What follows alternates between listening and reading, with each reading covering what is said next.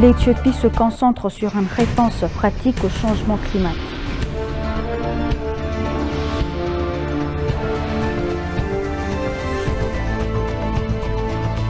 Le PDG de EBC Fasaita Agassou a déclaré que l'Ethiopian Broadcasting Corporation a mené diverses réformes au cours des dernières années.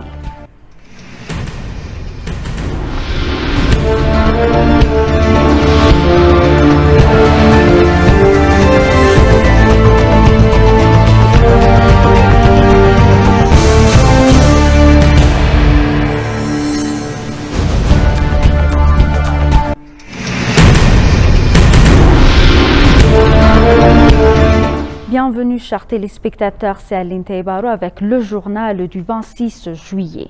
Le sommet des chefs d'État sur le capital en Afrique a débuté à Dar es Salaam en Tanzanie pour délibérer et partager les dernières connaissances sur le capital humain sur le continent.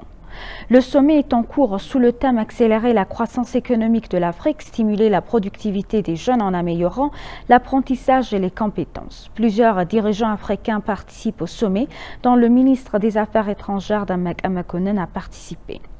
Le sommet vient en réponse aux engagements avec les points focaux du gouvernement sur la nécessité d'attirer l'attention sur le rôle du capital humain dans la croissance économique et d'élever la discussion sur l'importance d'investir dans les personnes.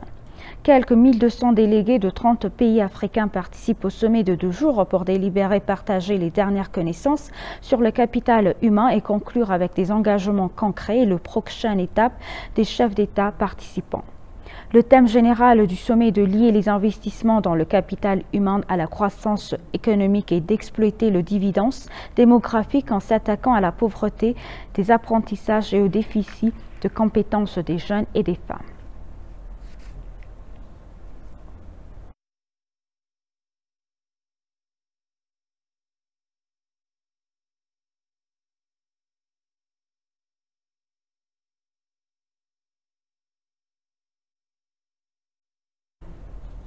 L'ambassadeur éthiopien extraordinaire et plénipotentiaire en Inde, Damak Atnafou, a rencontré et discuté avec Nutan Kushik, responsable du marketing international à l'hôpital Forti, à Aridam Das, responsable du développement commercial de la SAM Downtown University. Au cours de la discussion, l'ambassadeur a exploré les domaines de collaboration et de coopération des hôpitaux et des universités éthiopiens avec l'hôpital et l'université subventionnés en Inde, en particulier dans les formations et le renforcement des capacités.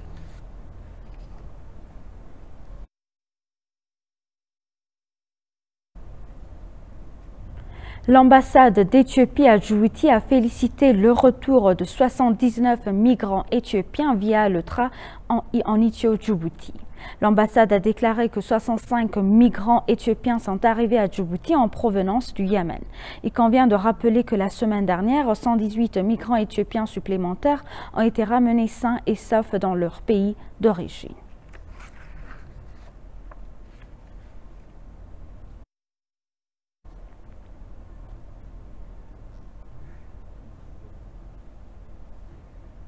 Le PDG de EBC Fasaita Agassou a déclaré que l'Ethiopian Broadcasting Corporation a mené diverses réformes au cours des dernières années.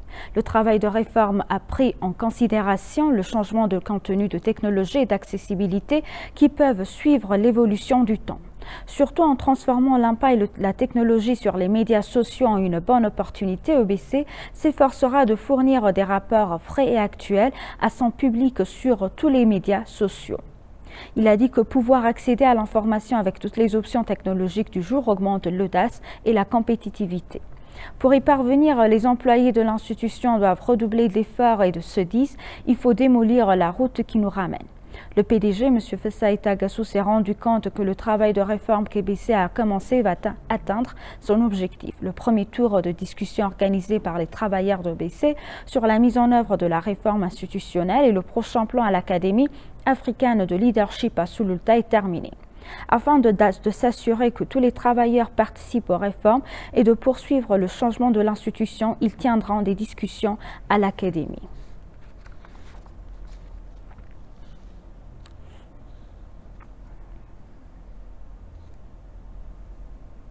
L'Éthiopie apporte une réponse pratique au changement climatique en liant les efforts de protection de l'environnement à la sécurité alimentaire.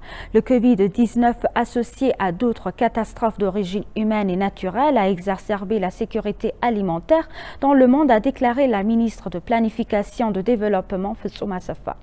Au cours de l'entretien, elle a souligné la nécessité d'un meilleur investissement dans le système alimentaire afin de relever des défis. Matasabia Weldaragay a plus.